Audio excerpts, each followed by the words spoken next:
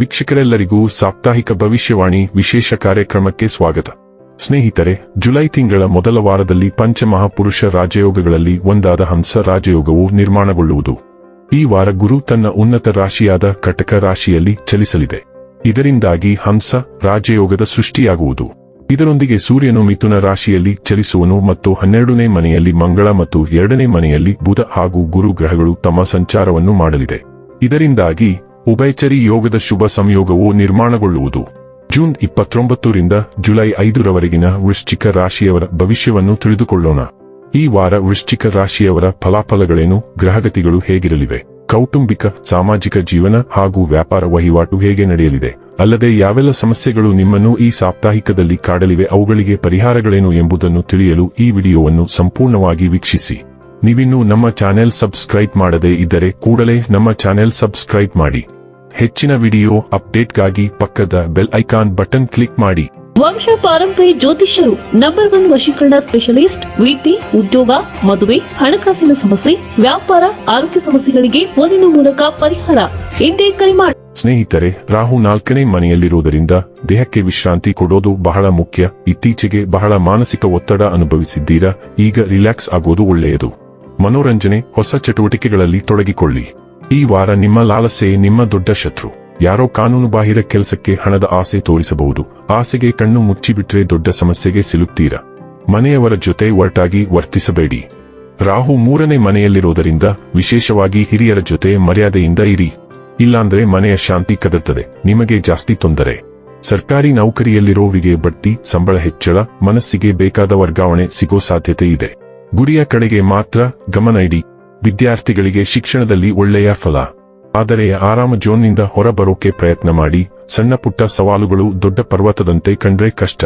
ಈ ವಾರ ಮಂಗಳನ ಸಂಚಾರವು ಮಿಥುನ ರಾಶಿಯ ಮೂಲಕ ಚಲಿಸಲಿದ್ದು ಮುಂದಿನ 40ಕ್ಕೂ ಹೆಚ್ಚು ದಿನಗಳವರೆಗೆ ಹಂಚಿಕೆಯ ಹಣಕಾಸು, ಸಾಲಗಳು, ತೆರಿಗೆಗಳು ಮತ್ತು ಹಣಕಾಸಿನ ಬಾಧ್ಯತೆಗಳಿಗೆ ಸಂಬಂಧಿಸಿದ ವಿಷಯಗಳಿಗೆ ಗಮನ ಹರಿಸಬೇಕಾಗುತ್ತದೆ. ಬಾಕಿ ಇರುವ ವಿಮಾ ಹಕ್ಕು, ತೆರಿಗೆ ಅಥವಾ ಸಾಲಕ್ಕೆ ಸಂಬಂಧಿಸಿದ ಸಮಸ್ಯೆ ಅಂತಿಮವಾಗಿ ಮುಂದುವರಿಯುತ್ತದೆ. ಹಠಾತ್ ವೆಚ್ಚಗಳು ಬರಲಿವೆ ಮತ್ತು ನೀವು ಅವುಗಳನ್ನು ನಿರ್ವಹಿಸಬೇಕಾಗುತ್ತದೆ. ಕುಟುಂಬದ ಆಸ್ತಿಗಳು ಅಥವಾ ಜಂಟಿ ಹಣಕಾಸಿನ ಬಗ್ಗೆ ಚರ್ಚೆಗಳು ಅನಿವಾರ್ಯವಾಗುತ್ತವೆ. ಕೆಲಸದಲ್ಲಿ ಗುಪ್ತ ಸಮಸ್ಯೆಗಳು ಬೆಳಕಿಗೆ ಬರಬಹುದು. ಸಹೋದ್ಯೋಗಿಗಳೊಂದಿಗೆ ತಾತ್ಕಾಲಿಕ ಉದ್ವಿಗ್ನತೆಗಳು ವಾರಾಂತ್ಯದ ಮೊದಲು ಇತ್ಯರ್ಥವಾಗುತ್ತವೆ. ಸಂಶೋಧನಾ ಕೆಲಸ ಮತ್ತು ಗೌಪ್ಯ ಯೋಜನೆಗಳು ಸ್ಥಿರ ಪ್ರಗತಿಯನ್ನು ಸಾಧಿಸುತ್ತವೆ. 8ನೇ ಮನೆಯ ಮೂಲಕ ಮಂಗಳನ ಸಂಚಾರವು ಅನಗತ್ಯ ಅಪಾಯಗಳನ್ನು ತಪ್ಪಿಸಲು ನಿಮ್ಮನ್ನು ಕೇಳುತ್ತಿದೆ. ಮಕರ ರಾಶಿಯಲ್ಲಿ ಹುಣ್ಣಿಮೆ ಉದಯಿಸಲಿದ್ದು ಅದು ನಿಮ್ಮ ಸಂವಹನ ಮತ್ತು ದೂರದ ವಿಷಯಗಳ ಮೇಲೆ ಪ್ರಭಾವ ಬೀರುತ್ತದೆ. ಬರೆಯುವ ಯೋಜನೆ, ಅರ್ಜಿ ಅಥವಾ ಪ್ರಮುಖ ದಾಖಲೆಗಳು ಅಂತಿಮವಾಗಿ ಪೂರ್ಣಗೊಳ್ಳುತ್ತವೆ. ಹುಣ್ಣಿಮೆಯು ಪೂರ್ಣಗೊಳ್ಳುವಿಕೆಯನ್ನು ಸೂಚಿಸುವುದರಿಂದ ಪ್ರಯಾಣ, ಉನ್ನತ ಅಧ್ಯಯನ ಅಥವಾ ಕಾನೂನು ವ್ಯವಹಾರಗಳಿಗೆ ಸಂಬಂಧಿಸಿದ ಕೆಲವು ವಿಷಯಗಳು ಮುಂದಿನ 6 ತಿಂಗಳಲ್ಲಿ ಮುಕ್ತಾಯಗೊಳ್ಳುತ್ತವೆ. ಒಡಹುಟ್ಟಿದವರು ಅಥವಾ ನಿಕಟ ಸಂಬಂಧಿಗಳಿಂದ ಸುದ್ದಿಗಳು ಅನಿರೀಕ್ಷಿತವಾಗಿ ಬರುತ್ತವೆ. ಆಗಾಗ್ಗೆ ಕರೆಗಳು, ಸಭೆಗಳು ಮತ್ತು ಸಣ್ಣ ಪ್ರಯಾಣಗಳು ನಿಮ್ಮನ್ನು ಕಾರ್ಯನಿರತವಾಗಿರಿಸುತ್ತದೆ.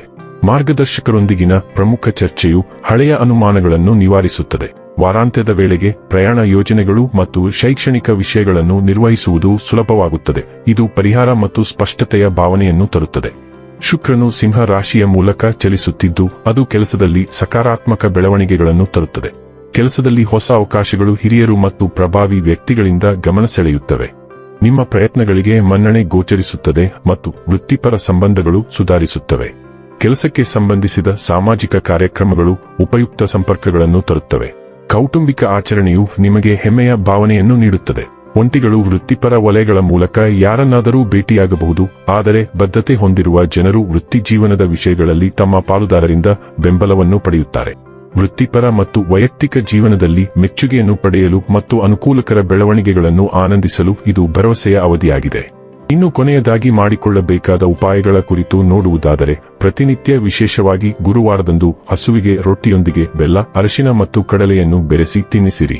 ವೀಕ್ಷಕರೇ, ಇದಾಗಿತ್ತು ವೃಶ್ಚಿಕ ರಾಶಿಯ ಜಾತಕದವರ ಜೂನ್ 29ರಿಂದ ಜುಲೈ 5ರವರೆಗಿನ ಫಲದ ಮಾಹಿತಿ ಇಷ್ಟವಾದರೆ ವಿಡಿಯೋವನ್ನು ಲೈಕ್ ಮತ್ತು ಶೇರ್ ಮಾಡಿ.